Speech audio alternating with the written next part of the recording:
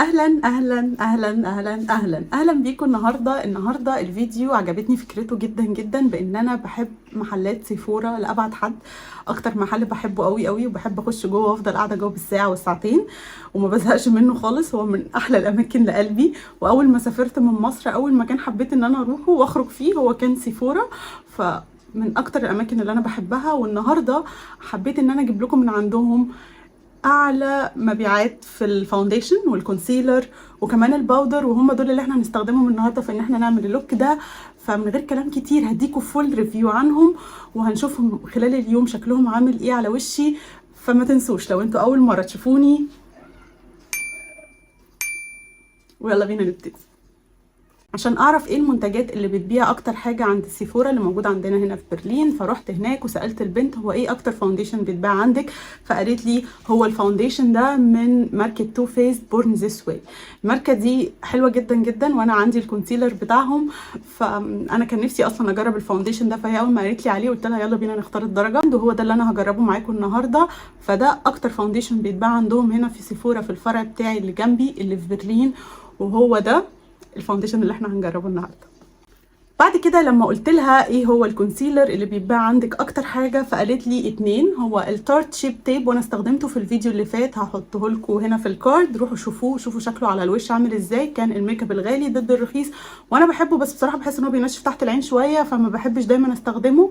وقالت لي الفاونديشن الكونسيلر التاني اللي بيتباع عندهم كتير جدا هو برده البورن ذس واي من تو فيز، ودايما معظم الدرجات بتاعته بتكون سولد اوت، ده على اساس كلامها. فانا عندي اصلا اوريدي الكونسيلر ده، فما رضيتش اخد ومشيت.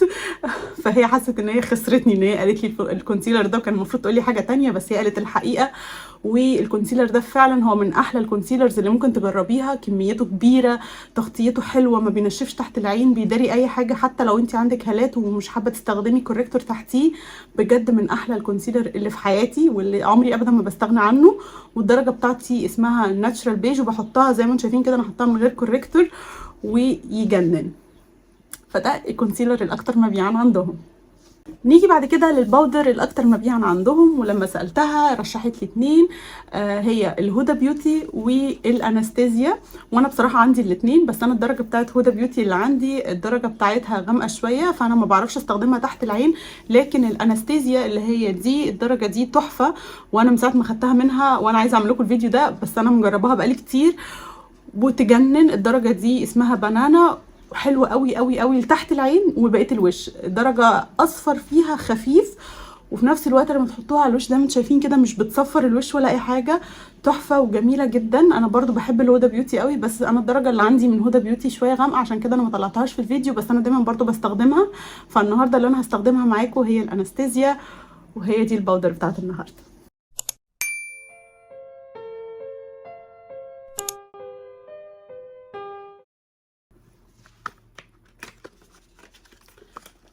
اول مره هحطه، بحب الباكج بتاعه قوي. انا اصلا عندي الكونسيلر، استهربه كويس، وبعدين ناخد بامب اتنين وابتدي اوزعه كده على وشي بشكل عادي. الدرجه اللي انا جايباها دي جولدن بيج.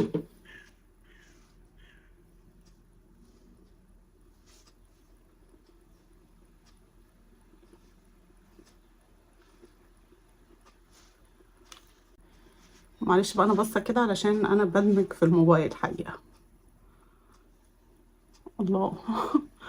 خفيف قوي يا جماعه، قوامه عامل زي الميه، خفيف قوي قوي قوي،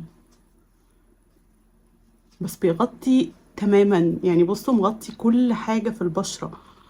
يمكن تخطيطه اقوى من الماك فاونديشن اللي انا استخدمته في المكياج الغالي ضد الرخيص. هتلاقوه موجود على القناه، هحط لكم كده اللينك بتاعه تحت في الديسكريبشن بوكس. اما كنت حطيته كان مبين هنا شويه يعني بقع كده او اثار حبوب او حاجات زي كده في وشي، كانت باينه وما كانتش متغطيه بالشكل ده. والدرجه تحفه، فاول انطباع خطير، ودمجه حلو قوي قوي قوي يعني. بصوا البشره ازاي بقت شكلها حلو، وفيها برضو كده يعني لمعة، مش مطفي اللي هو المات الغلس يعني. بجد حلوة حلوة قوي قوي، شكله على الوش يجنن. الكونسيلر المفضل عندي واللي برضو قالت لي ان هو بيتباع كتير جدا عندها، الكونسيلر بتاع تو فيزد، والدرجه بتاعتي هي ناتشرال بيج، احلى كونسيلر في الكوكب. فحلو قوي ان احنا نستخدم بقى الكومبو مع بعض وكده ونشوف شكلهم ايه. بحب احط هنا وهنا وشويه هنا كده.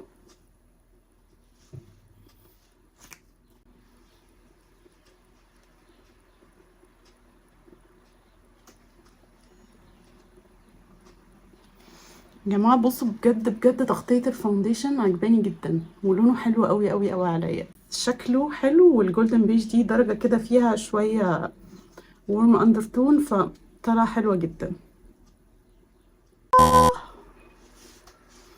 بنضفه بعدين. بصوا شكل الفاونديشن مع الكونسيلر ولا غلطه، عجبني جدا جدا. انا بصراحه كنت متوقعه ان هو يطلع كويس اصلا، يعني لانه الناس كلها دايما بتتكلم عليه حلو، عمري ما شفت حد قال عليه اي ريفيو سيء، فانا اوريدي متوقعه ان هو يطلع ممتاز. عايزه اوريكم بس السبونشة اللي مشربتش اي حاجه من الفاونديشن، كل ده ب2 بامب بس. وكونسيلر مع الفاونديشن ده كومبو حكايه حكايه بصراحه. بعد كده هنثبت بالباودر اللي هي برضو الاكتر مبيعا عند سيفورا، ولكن هي كانت الحمد لله عندي فانا ما اشتريتهاش، فهي الباودر بتاعت انستازيا دي. انا بثبت بنفس السفنجه بس من الناحيه التانية، فانا بس هاكد كده ان مفيش اي خطوط، وعلى طول هاخد الباودر اقللها شويه على ايدي، احط كده.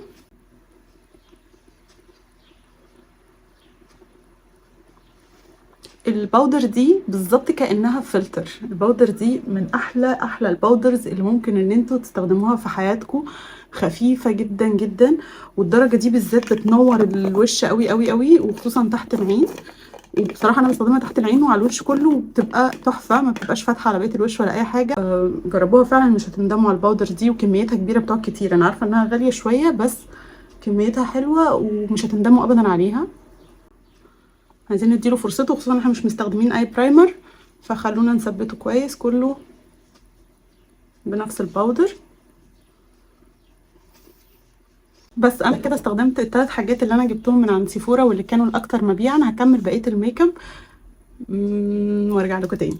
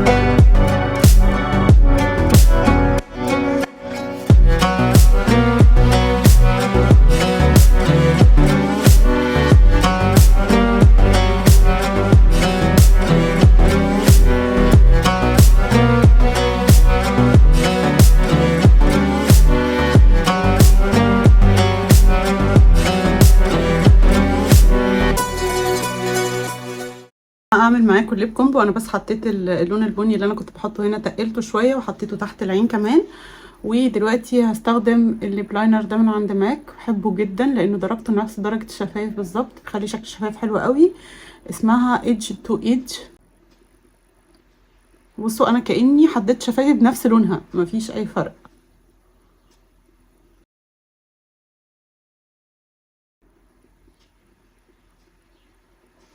يعني انا لما بحب احدد شفايفي واحس ان انا مش حاطه اي حاجه بحطه اصلا في العادي بيكون تحفه.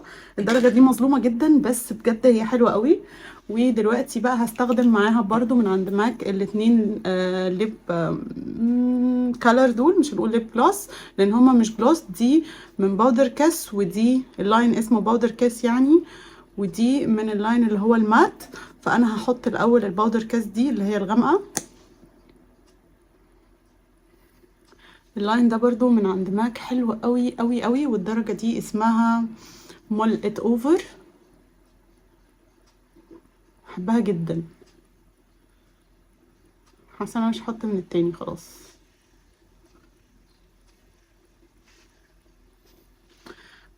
بصوا اللون بينك على نود تحفه. التاني ده اللي هو درجه ليدي بي جود، الدرجه دي حلوه قوي قوي، بس هي على بيج. اما بحب ان انا افتح في النص شويه بحط منها، مش عارفه الحته دي واقفه ليه كده، نحط كده.